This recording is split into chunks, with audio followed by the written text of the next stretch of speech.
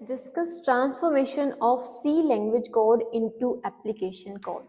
यानी कि हमने जो कोड लिखा है, जो हमारा डॉट सी कोड है, जिसको हम सोर्स कोड कहते हैं, उस सोर्स कोड से किस तरीके से एप्लीकेशन फाइल बनाई जाती है, यानी कि डॉट ई एक्स ई फाइल, डॉट सी से डॉट ई एक्स ई फाइल किस तरीके से बनाई जाती है, क्या क्या बीच में ट्रांसफॉर्मेशन रहता है, बीच में और कौन कौन सी प्रोसेसेस की जाती है। तो अगर मैं पूछूं कि हमारा जो सोर्स कोड है, यानी कि जो डॉट सी फाइल है, तो क्या इसको डायरेक्ट कंपाइलर के पास भेजा जाता है, कंपाइलर ने इसको कन्वर्ट किया बाइनरी के अंदर में, एंड बाइनरी में कन्वर्ट होते के साथ में ये बन गया एक एप्लीकेशन फाइल। तो इतने से प्रोसेसेस नहीं होते हैं, बीच में और भी काफी सारी प्रोसेसेस होती हैं। ओके, तो सोर्स कोड की हम बात कर लेते हैं सबसे पहले कि सोर्स कोड क्या है। सोर्स कोड है हमारा लिखा गया कोड, जिसमें कुछ एरर्स हो भी सकते हैं, नहीं भी हो सकते, एरर फ्री हो सकता है। एक कोड जो कि हमने अभी तक सिर्फ लिखा है, उसमें कोई भी अदर प्रोसेस अभी तक नहीं हुआ है, ना वो कंपाइल हुआ, ना प्री प्रोसेसिंग हुई, ना उससे एप्लीकेशन बनी, सिर्फ हमने उस कोड को लिखा है। That is called source code. तो लाइन बाय लाइन हम एक एक स्टेप को डिस्कस करते हैं। सबसे पहले हमारा जो सोर्स कोड है, हमने जो सोर्स कोड लिखा है, जो कि होता है डॉट सी एक्सटेंशन में, and this test is our code name. ठीक है, हेलो नाम हमने रख दिया, फर्स्ट सी प्रोग्राम हमने नाम रख दिया, कुछ भी नाम हो सकता है। तो दीज आर एक्सटेंशंस, और एक्सटेंशन हमें ऑलरेडी पता होंगे कि हर एक फाइल का अपना एक एक्सटेंशन होता है। जैसे सी लैंग्वेज का कोई कोड है, उसका एक्सटेंशन हो गया dot C. C plus plus की कोई फाइल है, उसका एक्सटेंशन हो गया dot C P P. Java की कोई फाइल है, एक्सटेंशन हो गया डॉट जावा। जितनी भी विंडोज की एप्लीकेशन फाइल्स होती है, उनका एक्सटेंशन होता है डॉट ई एक्स ई। सेम एज जो इमेजेस होती है हमारे पास, उनके भी एक्सटेंशन होते हैं dot JPG, dot PNG, right. तो यहाँ पे हमारा जो सी लैंग्वेज कोड है, उसका एक्सटेंशन क्या होता है, डॉट सी, जिसको हम कहते हैं सोर्स कोड। अब ये जो सोर्स कोड है, ये डायरेक्ट कंपाइलर के पास नहीं जाता है। कंपाइलेशन प्रोसेस से पहले एक और प्रोसेस होती है, जिसको हम कहते हैं प्री प्रोसेसिंग। तो हमारा जो सोर्स कोड है, इसको भेजा जाता है प्री प्रोसेसर के पास में, और ये क्या करता है, प्री प्रोसेसिंग।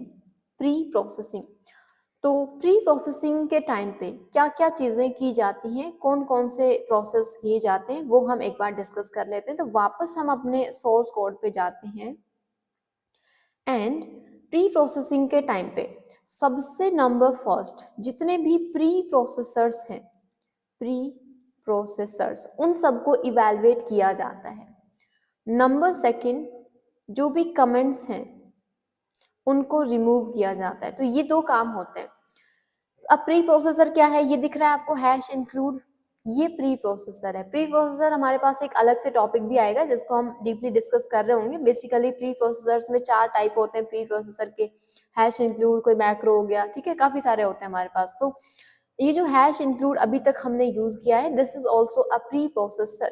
तो ये जो फाइल हमने लिखी हुई है, ये अभी तक हमारे पास डॉट सी फाइल है। जब ये जाएगा प्री प्रोसेसिंग के लिए प्री प्रोसेसर के पास में, तो वो ये जो कोड है, ये जो फाइल हमने इंक्लूड की है, इस फाइल को उठा के लाएगा, इसका जो भी कोड है उसको यहाँ पेस्ट करेगा, फिर हमारा जो लिखा हुआ कोड है उसको भी यहाँ पेस्ट करेगा, ये जो कमेंट लाइन है इसको रिमूव कर देगा, ये यहाँ नहीं रहेगा, और एक नया फाइल बनाएगा, that will be dot I file, जिसको हम कहते हैं एक्सपेंडेड कोड। क्या कहेंगे, एक्सपेंडेड कोड। सो क्या क्या क्या प्रोसेसेस होती हैं प्री प्रोसेसिंग के टाइम पे, सभी प्री प्रोसेसर्स इवैल्यूएट होते हैं एंड कमेंट्स को रिमूव किया जाता है। दैट्स व्हाई हम ये कभी नहीं कहेंगे कि कमेंट्स को कंपाइलर रिमूव कर इग्नोर कर देता है। नहीं, इग्नोर तो तब करेगा ना जब कमेंट्स उसके पास जाएंगे। कमेंट्स को तो पहले ही प्री प्रोसेसिंग के टाइम पे रिमूव कर दिया जाता है। ओके, तो ये स्टेज होता है सबसे फर्स्ट प्री प्रोसेसिंग, जहां पे सभी प्री प्रोसेसर्स को इवैल्यूएट किया जाता है। तो हमारा जो सोर्स कोड था, और जो भी हेडर फाइल्स हमने इंक्लूड की, उनका कोड, और दोनों को मिला के मर्ज करके एक नया फाइल बनाया डॉट आई फाइल, जिसको हम कहेंगे एक्सपेंडेड कोड। अब ये फाइल जाएगी कंपाइलर के पास में, और कंपाइलर हमारे कोड को डायरेक्ट 0-1 में कन्वर्ट नहीं करता है, ये उसको कन्वर्ट करेगा असेंबली के अंदर में। ठीक है, असेंबली कोड आप लोगों ने देखा भी होगा, अगर आप कंप्यूटर बैकग्राउंड से हैं तो कभी तो आपने देखा होगा असेंबली कोड। तो असेंबली की जो फाइल होती है उसका एक्सटेंशन रहता है डॉट एस। ओके, तो ये कंपाइलर ने कन्वर्ट किया उस कोड को असेंबली के अंदर में, और जो भी प्रोसेसेस हैं लाइक एरर्स को करेक्ट करना, जो भी सिंटेक्स एरर्स हैं, ओके, वो सारी चीजें कंपाइलर जो है चेक कर लेता है। और एज यू ऑल नो कि जब भी ये एग्जीक्यूट होगा तो हमें एरर्स जो हैं प्रिंट करवा के दे दिए जाते हैं कि दिस इज एरर, इसको रिजोल्व करो। ओके, तो कंपाइलर का काम हो गया। अब सभी एरर्स को फ्री करके हमारा ये जो कोड है, अगर इसमें कोई एरर है, एरर फ्री बना के, इसको कंपाइलर नहीं बनाएगा ऑब्वियसली, वो तो एरर फ्री हमें ही करना पड़ेगा। लाइक यहाँ पे VS कोड में हमने एक एरर यहाँ पे किया हुआ है, राइट, नम को हमने डिक्लेयर ही नहीं किया, तो ये एरर जनरेट कर रहा है, आइडेंटिफायर नम इज अनडिफाइंड।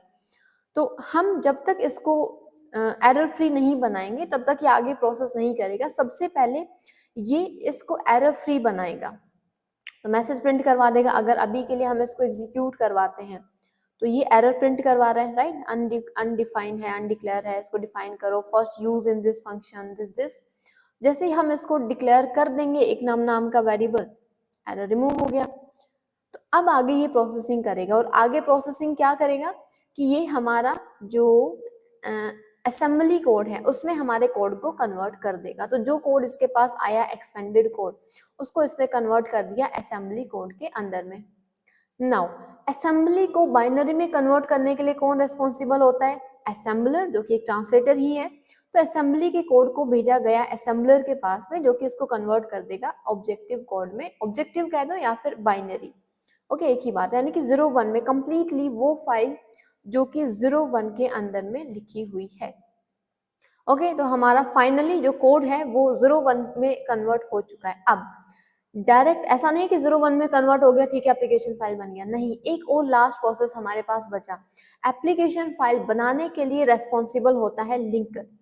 अब ये जो ऑब्जेक्टिव फाइल है इसको भेजा जाएगा लिंकर के पास में, एंड लिंकर बनाएगा एप्लीकेशन फाइल। और क्या क्या करता है लिंकर? सबसे पहले ये एक एप्लीकेशन फाइल बनाने के लिए जितने भी ऑब्जेक्टिव फाइल्स की रिक्वायरमेंट होती है, ये उन सबको उठा के लाएगा और सबको एक साथ मर्ज करेगा। हमारा जो कोड है, जो ये जो हमने कोड लिखा था सोर्स कोड, वो ऑब्जेक्टिव कोड में कन्वर्ट हो गया, .obj में कन्वर्ट हो गया।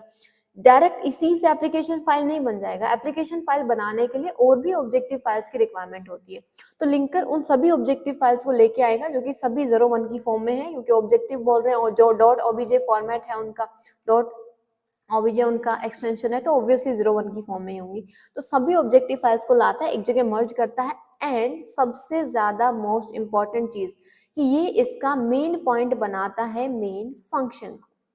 दैट्स वाई मैंने हमेशा कहा कि मेन फंक्शन से ही एग्जीक्यूशन प्रोसेस स्टार्ट होता है एंड वहीं से फिनिश होता है। जब भी हम एप्लीकेशन फाइल बनाते हैं, उस एप्लीकेशन फाइल को एग्जीक्यूट करवाने के लिए कौन रेस्पॉन्सिबल होता है? Main function. और अगर हमने अपने कोड में मेन फंक्शन ही नहीं लिखा तो लिंकर जो है एप्लीकेशन फाइल नहीं बनाएगा।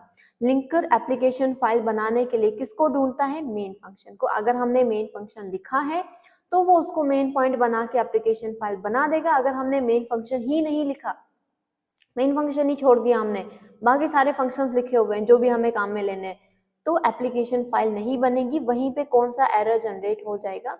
Linker error. ओके, तो इसी वजह से एक मेन फंक्शन तो होना ही होना चाहिए हमारे कोड में। क्यों? क्योंकि ये रेस्पॉन्सिबल होता है हमारी एप्लीकेशन फाइल को एग्जीक्यूट करवाने के।